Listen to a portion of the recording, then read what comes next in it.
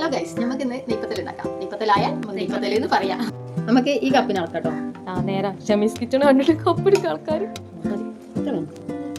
ഈ അളവിൽ മതി. വീഡിയോ കണ്ട പ്രകാരം ഈ സെയിം കപ്പിൽ 1.25 ഇന്ന് കണ്ണടിക്ക് 1.25 വെള്ളം കുടിക്കും. നമുക്ക് ഉപ്പിടാം. ഉപ്പിനൊന്നും അളവൊന്നും പറഞ്ഞാൽ എല്ലാം ഒരു കൈക്കണക്കായിരിക്കും. നമ്മൾ എന്ത് ചെയ്യാം, ഇതിൽ തന്നെ അളന്ന് മുറിച്ച് നമ്മൾ 1.25 കപ്പ് വെക്കാം. അപ്പോൾ നമ്മളെ കുട്ടിപ്പടിക്ക്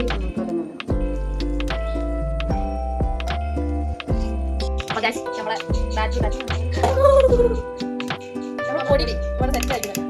ഇതിലേക്കുള്ള തേങ്ങ ചേർക്കാം. ഓക്കെ, തേങ്ങ വെക്കുന്ന സമയം കൊണ്ട് തേങ്ങ റെഡി ആയി. വലിയ ജീരകം, ചെറിയ ജീരകം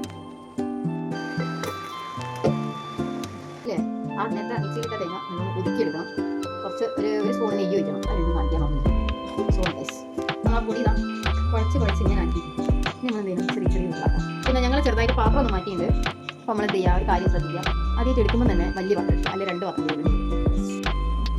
അപ്പോൾ പ്രസ്സിൽ വെച്ചിട്ട് ആദ്യം ഒന്ന് പരത്തി വെക്കണം. നന്നാവോ ഇല്ലെന്നുള്ളത്. ഓ കുഴപ്പമില്ലല്ലോ. ഓ